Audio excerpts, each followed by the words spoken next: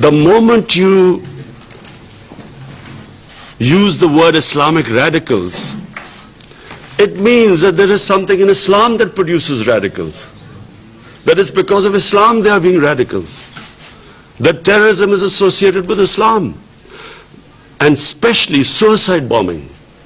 Because regularly we heard these commentators saying that, Muslims are indulging in suicide attacks because they will have virgins in heavens. This sort of nonsense kept going on. Just a brief, anyone who knows about history, desperate human beings throughout history have committed what are called suicide attacks. Before 9/11, 75% of suicide attacks were by Tamil tigers who were Hindus. No one talked about Hinduism having anything to do with that, with the suicide attacks. And we have watched so many films of the Japanese suicide attacks on American ships at the end of Second World War. No one blamed their religion. Because religion has nothing to do with, no religion has anything to do with terrorism. Almost all terrorism is connected to politics. It's political perceived injustices that produces desperate people. But constantly, and even now, we keep hearing about radical Islam. There is only one Islam, the Islam of Prophet Muhammad, peace be upon him, which we follow. There is no other Islam. In human communities, majority are moderates, they are liberals, and on one side they are fanatics. Everywhere. What about the white supremacists who walk into and kill 49 worshippers in New Zealand? What has that got to do with religion? So it's very important. This is the best forum. We must talk about it. Muslims must talk about separating terrorism with Islam. Yes, Muslim societies have fanatics, same as Christian societies, same as Jewish societies. And let's not forget that in India, extremists have taken over the country, racial extremists.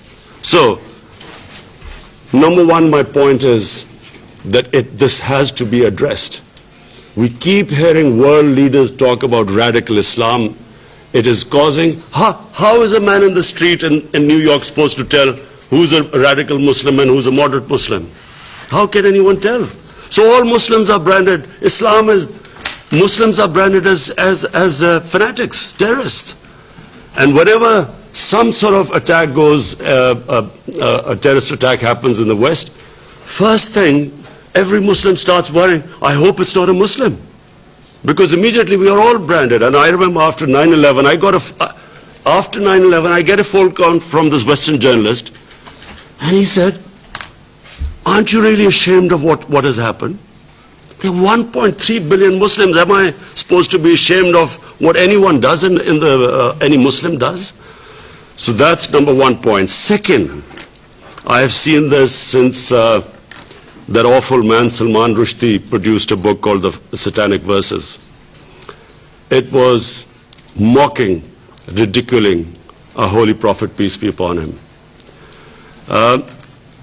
And I realized, because I was playing sports at that time, and I spent a lot of my time in England, and I understand the Western mindset. People in the West could not understand the pain that it caused to the Muslim world. Because Europe especially, they do not regard religion as we Muslims regard. We live our religion. They have a completely different attitude to religion. When I first arrived in England as an 18-year-old, there was a film called Life of Brian, a comedy by Monty Python's Flying Circus. It was a caricature about Jesus Christ. So it was the first shock to me. They don't look at the European societies particularly does not look upon religion like we do. And unfortunately, this I blame us Muslim leaders. We have not explained to the Western societies how painful it is when our prophet is maligned, mocked, ridiculed. It causes, why does it cause so much pain to us? because the Prophet lives in our hearts. And we all know that the pain of the heart is far, far, far greater than physical pain. All we want is, and I think we should convey President Erdogan and other Muslim leaders, we should all convey to the Western leaders, especially the Western leaders, that the way, the sensitive way Holocaust is treated in the West, because it gives pain to the Jewish people. And quite rightly it should be.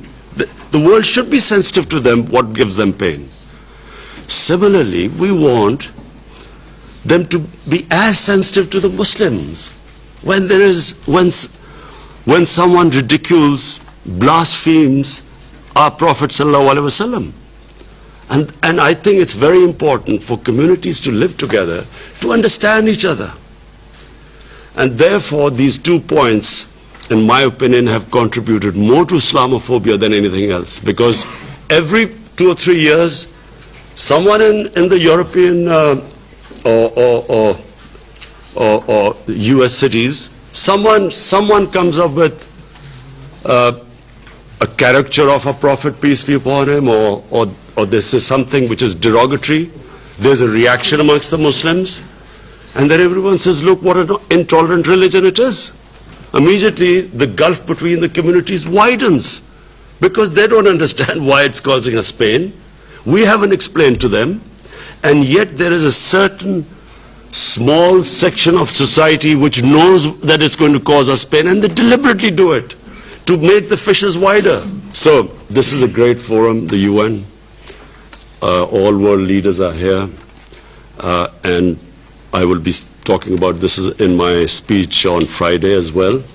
But I feel that it is important that us Muslim leaders convey these 2 things, because all it does is it creates fissures amongst human beings. And anything that creates fissures, this is the forum where we should try to unite humanity. Thank you.